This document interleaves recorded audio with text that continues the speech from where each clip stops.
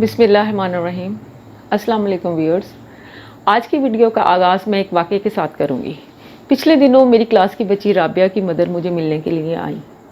اگرچہ وہ بہت زیادہ پڑھی لکھی نہیں ہے، لیکن انہیں اپنی بچی کی تعلیم و تربیت کا بہت شوق ہے، اور وہ کہتی ہیں کہ وہ اگرچہ اپنے کچھ حالات کی وجہ سے اپنی تعلیم کو جاری نہیں رکھ سکیں، لیکن ان کی خواہش ہے کہ رابعہ بہت زیادہ پڑھے، اور نہ صرف وہ پڑھ کر ڈگریاں حاصل کرے، بلکہ جب وہ معاشرے میں اپنا قدم رکھے تو وہ معاشرے میں بہتر مطابقت حاصل کر سکے۔ نہ صرف وہ اپنے بہن بھائیوں کے ساتھ، بلکہ اپنے رشتہ داروں کے ساتھ اور اپنے دیگر ملنے جلنے والوں کے لیے فائدہ مند ثابت ہو، اور اس کے ساتھ ساتھ اپنے لیے بھی فائدہ مند رہے۔ اسے اس بات کا اندازہ ہونا چاہیے کہ کیا اچھی چیز ہے اور کیا بری چیز ہے، اور اچھائی اور برائی کا معیار کیا ہے۔ ان سب باتوں کا انہوں نے مجھ سے تذکرہ کیا، اور انہوں نے مجھے کہا کہ میں یہ ساری خوبیاں اپنی بیٹی کے اندر پیدا کرنا چاہتی ہوں، اس سلسلے میں آپ ٹیچر کی حیثیت سے میری مدد کریں۔ ان کے ساتھ ہونے والی اس گفتگو سے میں نے یہ محسوس کیا کہ واقعی تعلیم جو ہے وہ ایک بامقصد سرگرمی ہے۔ یہ ایسے نہیں ہے کہ ہوا میں آپ کوئی بھی تیر چلا لیں، بلکہ تعلیم کا ایک مقصد ہے۔ تعلیم ہمارے اندر کچھ تبدیلیاں چاہتی ہے۔ جیسا کہ اگر ہم تعلیم کی تعریف دیکھیں تو عام طور پر کہا جاتا ہے کہ learning is relatively permanent change in behavior that is because of experiences۔ تو اگر ہم اپنی روزمرہ زندگی میں دیکھیں تو نہ صرف یہ کہ تعلیم ایک بامقصد سرگرمی ہے، بلکہ زندگی کے دیگر تمام شعبوں میں بھی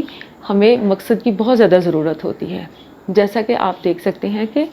ایک والد جب صبح صبح اپنے گھر سے نکلتا ہے تو عام طور پہ اس کا مقصد یہ ہوتا ہے کہ وہ کچھ روزی روٹی کما کر لائے، اور اس روزی روٹی سے نہ صرف وہ اپنا پیٹ بھرے بلکہ اپنے گھر کے دیگر افراد کا بھی کفالت کر سکے، اور اس کے ساتھ ساتھ معاشرے میں بھی اس کا اچھا مقام قائم ہو۔ ایک ماں اگر صبح صبح اٹھ کے اپنے بچوں کے لیے ناشتہ تیار کرتی ہے تو اس کا مقصد یہ ہوتا ہے کہ وہ اپنے بچوں کے لیے اچھا کھانا تیار کرے، تاکہ وہ صبح سویرے تازہ دم ہو کر اپنی تعلیم کے لیے اسکول جا سکیں اور ان کا پورا دن بہت اچھا گزرے۔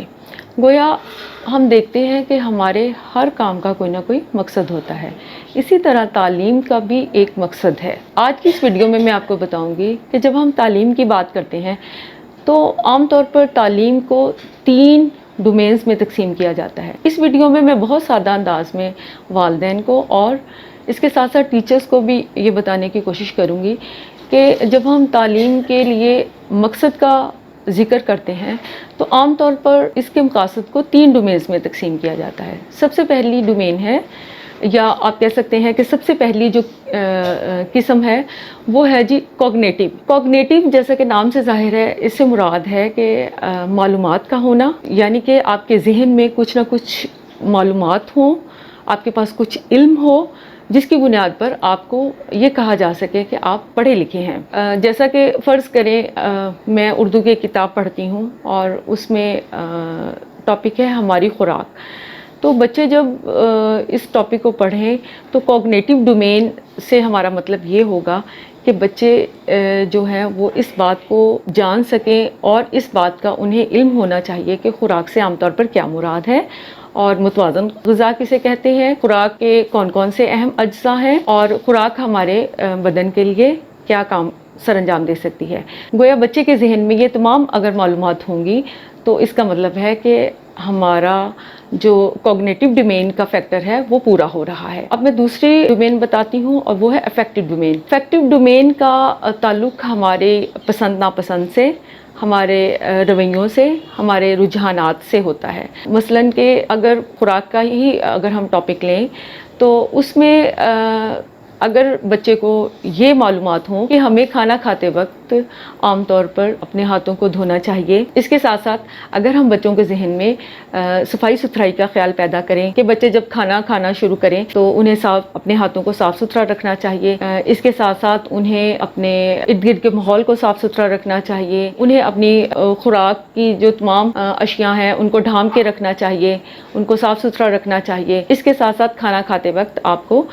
دوسروں کی بھی بھلائی کا دھیان رکھنا چاہیے کہ کھانا کھاتے وقت یہ نہیں کرنا کہ اپنی اپنی ہی پلیٹ میں سارا کھانا جو ہے وہ بھر لینا ہے اور باقی کسی کے لیے بھی کچھ نہیں چھوڑنا، بلکہ یہ نہیں، آپ کے اندر یہ ایٹیکیٹس ہونے چاہیے کہ آپ نے اپنی خوراک کا کیسے استعمال کرنا ہے اور کھانا کھانے کے آداب کیا ہیں. یہ ہماری افیکٹو ڈومین میں آ جاتی ہے. اگر ہم اس کی تیسری ڈومین کا ذکر کریں تو وہ ہے سائیکوموٹر ڈومین. سائیکوموٹر ڈومین کا تعلق ہمارے مسلز کے ساتھ ہوتا ہے، جس کے ذریعے کہ ہم کوئی بھی کام کرنے کی اسکل اپنے اندر پیدا کرتے ہیں. مثلا یہی ٹاپک کو اگر ہم ساتھ لے کر چلیں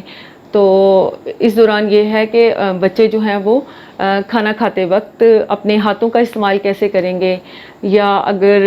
کانٹا یا چھری استعمال کرتے ہیں تو اس کو وہ کیسے استعمال کر سکیں گے، یا کھانا کھاتے دوران وہ پلیٹ کا استعمال کیسے کریں گے. اور اس کے ساتھ ساتھ اگر ان کی مدر انہیں یہ کہتی ہیں کہ آپ ٹیبل کو ڈیکوریٹ کریں تو وہ اپنی اس کام کے لیے وہ کس طرح پلاننگ کریں گے کہ وہ چیزوں کو کس طرح کچن سے اٹھا کر ڈائننگ ٹیبل تک لے کر آئیں گے، یا ایک نیچے دسترخوان اگر بچھا ہوا ہے تو وہ کس طرح وہاں پر وہ سارا اپنا سامان جو ہے وہ سیٹ کریں گے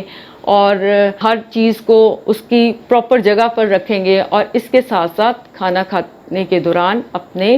ہاتھوں کا اور باقی اشیاء کا درست استعمال کریں گے. تو اس کا تعلق ہماری سائیکوموٹر ڈومین سے ہے. جب ہم تعلیم کی بات کرتے ہیں تو ان تینوں ڈومینز کا پیدا کرنا ہمارا مقصد ہوتا ہے. نہ صرف یہ کہ بچے کے اندر صرف کتابوں کا بوجھ لاد دیا جائے یا اسے طوطے کی طرح رٹوا دیا جائے، بلکہ تعلیم کا مقصد یہ ہوتا ہے کہ یہ تینوں ڈومینز بچے کے اندر پیدا ہوں. آج کی اس ویڈیو میں نے بہت ہی سادہ انداز میں آپ کو ان تینوں ڈومینز کے بارے میں بتایا ہے. اگلی آنے والی ویڈیوز میں انشاءاللہ میں آپ کو مزید اس بارے میں بتاؤں گی. شکریہ.